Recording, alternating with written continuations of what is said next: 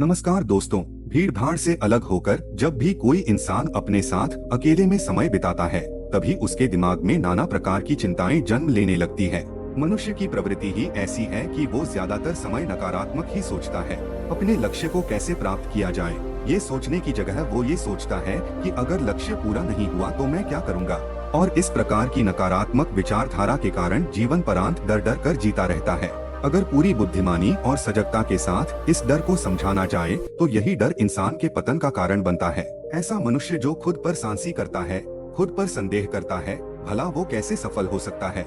लेकिन बुद्धिमानी से अगर इस डर का उपयोग किया जाए तो यही डर उसकी सबसे बड़ी ताकत बन सकता है। काश केवल एक बार उसने खुद पर विश्वास किया होता तो उसे मालूम होता है कि उसके डर में ही उसकी ताकत का रहस्य छुपा हुआ है। ये कहकर सन्यासी चुप हो गया और चुपचाप अपने कदमों पर ध्यान लगाते हुए जंगली घास पे से आगे बढ़ने लगा। संध्या का समय था। सन्यासी और एक लकड़हारा जंगल में से होकर गाँव की तरफ निकल रहे थे। सन्यासी के ये शब्द लकड़हारे को कुछ समझ में नहीं आए। वो सोच रहा था कि डर में ताकत कैसे हो सकती है। डर तो आदमी को कमजोर बनाता है। अपने मन की उत्सुकता को जब वह काबू नहीं कर सका तो उसने सन्यासी से पूछा कि महात्मा, आप ये क्या कह रहे हैं कि डर में ताकत होती है। डर तो आदमी को कमजोर बनाता है, उसे तो अपना डर दूर करना चाहिए। लकड़हारा अपनी बात पूरी कर पाता उससे पहले ही उसे एक शेर की दहाड़ सुनाई दी। शेर की गर्जन सुनकर लकड़हारे का रोम रोम कांप गया। उसके कान खड़े हो गए। जंगल से आती एक एक आहट उसे साफ सुनाई दे रही थी। उसके कदम वहीं पर जम गए थे। वो हिल भी नहीं पा रहा था। उसे पता था कि थोड़ी सी हरकत उसकी जान जोखिम में डाल सकती है। उसका दिल तो तेजी के साथ धड़क रहा था, लेकिन फिर भी वो अपनी सांसों पर काबू पाने का प्रयास कर रहा था। कुछ देर बाद जब खतरा टल गया तब सन्यासी ने कहना शुरू किया। सन्यासी ने कहा कि अभी जब तुम डरे हुए थे तो तुम्हारे शरीर का रोम रोम जाग गया था। जंगल से आ रही छोटी से छोटी आहट पर भी तुम्हारा ध्यान लगा हुआ था। तो इस प्रकार अपने मन के डर के कारण तुम होश में आ पाए, तुम पूरा ध्यान लगा पाए। इससे पहले जब तक तुम्हें शेर की दहाड़ सुनाई नहीं दी थी तब तक तुम अपने विचारों में खोए हुए थे। लेकिन जैसे ही तुम्हें शेर की दहाड़ सुनाई दी वैसे ही तुम्हारे सारे विचार गायब होकर वर्तमान में उपस्थित हो गए थे। यदि तुम्हें अभी शेर से बचकर भागना होता या फिर उससे लड़ना होता तो तुम्हें अपने शरीर की वो क्षमता देखने को मिलती जो आज तक जीवन में तुमने खुद भी महसूस नहीं की होगी। जब कोई कुत्ता तुम्हारे पीछे दौड़ता है उस समय तुम्हारी जो रफ्तार होती है वो तुम्हारी आम जिंदगी से कहीं ज्यादा होती है। साधारण जीवन में तुम इतने तेज नहीं दौड़ पाओगे जितना कि एक कुत्ते के सामने दौड़ पाओगे। ये ताकत या कहें कि हमारे शरीर की क्षमता तभी देखने को मिलती है जब हमारा मन डर में होता है। किसी डरावनी परिस्थिति में हमारा मस्तिष्क और हमारा शरीर अपने उच्चतम श्रेणी में काम करता है। जो काम तुम आम जिंदगी में नहीं कर पाते वो तुम्हें डराकर कराया जा सकता है। जहाँ पर भी तुम्हें डर का एहसास होता है वहीं पर तुम्हारी इंद्रियां पूर्ण रूप से सक्रिय हो जाती है। तुम्हारे कानों की सुनने की क्षमता तेज हो जाती है, दृष्टि एकटक हो जाती है, पूरी सजग हो जाती है, सक्रियता बढ़ जाती है। और जैसे जैसे वो डर खत्म होता है वैसे वैसे तुम सुप्त अवस्था में चले जाते हो, तुम सो जाते हो और तुम्हारे इंद्रियां फिर से आराम की स्थिति में चली जाती है। सन्यासी ने लकड़हारे से कहना जारी रखा कि परीक्षा से एक दिन पहले जो याद करने की तुम्हारी गति होती है वो साधारण याद करने की क्षमता से कहीं तेज होती है। सिर्फ एक बार याद किया हुआ तुम्हें परीक्षा के समय याद रह जाता है और तुम जानते हो कि ये सब परीक्षा के डर से ही होता है। इसीलिए डर को दूर करने की जगह इंसान को ये सोचना चाहिए कि वो अपने डर को ताकत कैसे बना सकता है। जिस प्रकार सुख और दुख, प्रकाश और अंधेरा एक ही सिक्के के दो पहलू होते हैं, उसी प्रकार डर और ताकत भी एक ही सिक्के के दो पहलू होते हैं। जिस प्रकार रोशनी के बिना अंधेरा पूर्ण नहीं होता, सुख के बिना दुख पूर्ण नहीं होता, उसी प्रकार डर के बिना ताकत का भी कोई महत्व नहीं है। लकड़हारा सन्यासी के ज्ञान से बहुत प्रभावित हुआ। उनके चरणों में नतमस्तक हो गया और उनसे पूछा कि महात्मा, अंधेरे को तो दिया जलाकर रोशनी से भरा जा सकता है, लेकिन अपने डर को ताकत में कैसे बदले, इसके लिए कोई उपाय बताएं। इस पर सन्यासी ने कहा कि डर दो प्रकार के होते हैं, सबसे पहला मानसिक डर और दूसरा शारीरिक डर। सन्यासी ने लकड़हारे को समझाते हुए कहना शुरू किया कि मान लो तुम्हें जंगल से होकर गुजरना है और अचानक तुम पाते हो कि तुम्हारे मन में शेर का ख्याल आ गया। अभी तक प्रत्यक्ष रूप में शेर तुम्हारे सामने नहीं आया है, ना उसकी दहक सुनाई दिए, मतलब दूर दूर तक कोई अंदेशा नहीं है कि जंगल में शेर मौजूद हैं।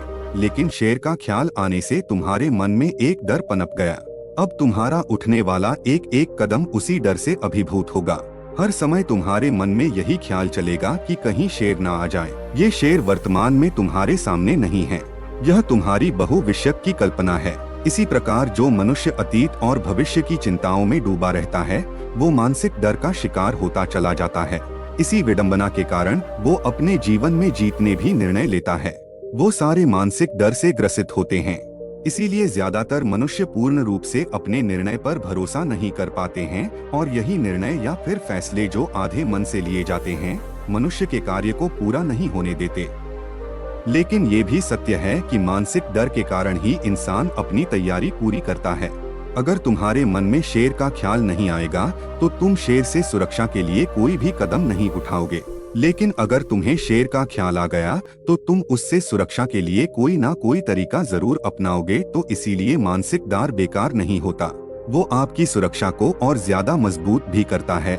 लेकिन समस्या तब शुरू होती है जब आप चाहकर भी कुछ नहीं कर सकते, लेकिन उसके बावजूद आप मानसिक डर झेल रहे होते हो। उदाहरण के लिए कुछ मनुष्य हमेशा ये सोचते रहते हैं कि उन्हें कोई बीमारी ना हो जाए, कहीं उनके साथ कोई दुर्घटना ना घट जाए, कहीं उनके साथ कोई धोखा ना कर दे। लेकिन इन सब घटनाओं पर उनका कोई जोर नहीं होता है, ये उनके हाथ में नहीं होता है।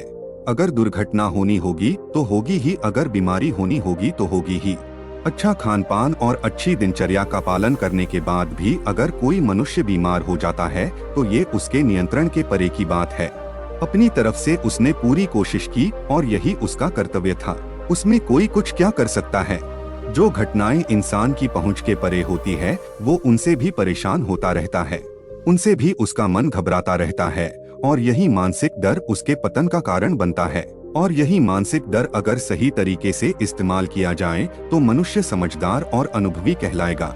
जो इंसान ये सोचता है कि कांटे सिर्फ दर्द देने के लिए ही बने हैं, वो ये भूल जाता है कि कांटे ही फूलों की रक्षा करते हैं।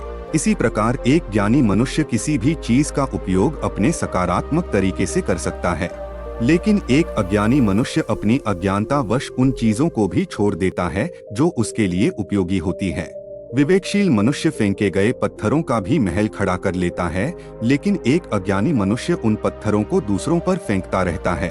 अगर किसी मनुष्य को अपने मानसिक डर को ताकत में बदलना है तो उसके कुछ नियम हैं, कुछ उपाय है। सबसे पहला उपाय अपने विचारों का निरीक्षण। अगर हम अपने जीवन में अपने विचारों पर निरीक्षण करेंगे तो हम पाएंगे कि ज्यादातर विचार हमारे काल्पनिक होते हैं, और इसीलिए जो डर उन विचारों के कारण पनपता है वो भी काल्पनिक होता है।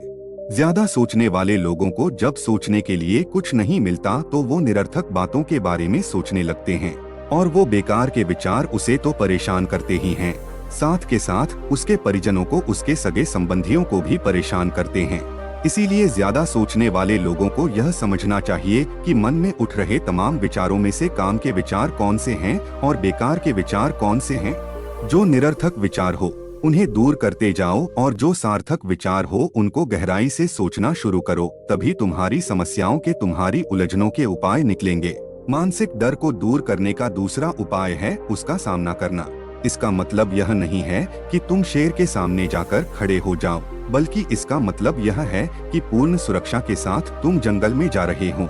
यदि जंगल में जाना बहुत आवश्यक है तो तुम शेर के डर से अपने घर पर नहीं बैठ सकते हो। इसी प्रकार मनुष्य के जीवन में बहुत सारे डर होते हैं, जैसे कि परीक्षा का डर, लक्ष्य ना पाने का डर, झूठ बोलने का डर, सच के पता लग जाने का डर, अपनों को खोने का डर, दुर्घटना हो जाने का डर। लेकिन जैसे जैसे समय के साथ इन डरों का सामना किया जाता है वैसे वैसे ये डर जीवन से दूर होते चले जाते हैं।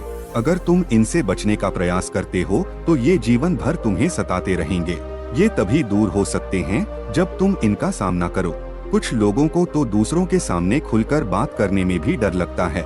ऐसे लोगों को अनजान लोगों से बात करनी चाहिए। जितना ही वो लोगों से बात करेंगे उतना ही उनके मन का डर दूर होता जाएगा। मानसिक डर को ताकत में बदलने का तीसरा उपाय है अपने डर को स्वीकार करना। बहुत से लोग अपने जीवन में अपने डर को स्वीकार ही नहीं कर पाते। अगर आप उनसे पूछेंगे कि उन्हें किस चीज से डर लगता है तो वह साफ इनकार कर देंगे कि उन्हें किसी चीज से कोई डर नहीं लगता। लेकिन दूसरों की नजरों में ऊंचा उठने के लिए ये झूठ उन्हें बहुत महंगा पड़ता है। अगर वो अपने डर को स्वीकार करना नहीं सीखेंगे तो वो जीवन पर्यंत उस डर से मुक्त नहीं हो पाएंगे। इसीलिए समझदारी इसी में है कि अपने डर को स्वीकार कर लिया जाए। अगर आपको किसी चीज से डर लगता है तो किसी से शर्माने की या झिझकने की जरूरत नहीं है। हर मनुष्य को, हर इंसान को किसी न किसी चीज से डर लगता ही है, और आप पाएंगे कि जैसे ही आप अपने डर को स्वीकार करते हैं वैसे ही आपका डर खत्म होना शुरू हो जाता है, और जितना ही आप अपने डर को छुपाने की कोशिश करेंगे आपका डर उतना ही मजबूत होता चला जाता है। ये सारे तरीके तुम्हारे मानसिक डर को दूर कर सकते हैं, लेकिन शारीरिक डर को दूर करने के लिए तुम्हें दूसरे तरीके अपनाने होंगे। सबसे पहले ये समझो कि शारीरिक डर कौन सा होता है। मान लो तुम किसी जंगल से गुजर रहे हो और अचानक तुम्हारे सामने शेर आ जाता है। तुमने पहले नहीं सोचा था कि शेर तुम्हारे सामने आ सकता है, लेकिन जब वो तुम्हारे सामने आता है तो तुम्हारी सारी शारीरिक गतिविधि या शिथिल हो जाती है। तुम्हारी सांसें अटक जाती हैं, मस्तिष्क काम करना बंद कर देता है और तुम्हारा दिल तेजी के साथ धड़कने लगता है।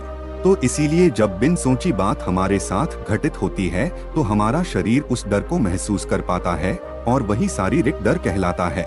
ऐसे समय में शारीरिक डर को दूर करने के कुछ उपाय हैं, कुछ तरीके हैं। सबसे पहला उपाय तो यही है कि अपने ऊपर संयम रखें। जब किसी मनुष्य के साथ बिन सोची बात घटती है तो सबसे पहले उसका संयम टूट जाता है, और संयम टूटने के साथ उसका मस्तिष्क काम करना बंद कर देता है, और इसी वजह से सोचने और समझने की प्रक्रिया भी रुक जाती है, क्योंकि हमारा शरीर उसी प्रकार कार्य करेगा। इस प्रकार हमारा मस्तिष्क उसे निर्देश देगा। अगर मस्तिष्क की सोचने समझने की शक्ति खत्म हो गई तो हमारा शरीर भी शिथिल हो जाता है। तो इसीलिए अगर कठिन समय में मनुष्य अपने ऊपर संयम रखता है तो उसका मस्तिष्क सही तरीके से काम करता है और वो सही निर्णय लेकर उस परिस्थिति से तत्काल बाहर आ सकता है। यहाँ पर दूसरा उपाय समझने का ये है कि जीवन में कुछ भी घटित हो सकता है। जीवन बड़ा चमत्कारिक होता है, वो हमारी सोच के अनुरूप नहीं चलता, बल्कि उसमें कुछ भी हो सकता है, और यही जीवन की खूबसूरती होती है। अगर आपको आज ही पता चल जाए कि आने वाले 10 साल तक अब क्या कर पाएंगे तो आपकी जीवन में से रुचि खत्म हो जाएगी। लेकिन अगर जीवन एक रहस्यमयी किताब की तरह बना रहेगा तो आप अपने जीवन से कभी नहीं थकेंगे। आपका जीवन आपको आश्चर्यचकित करता रहेगा। इसीलिए यह समझो कि जीवन में कुछ भी घटित हो सकता है, तुम्हारी सोच से परे भी घटित हो सकता है।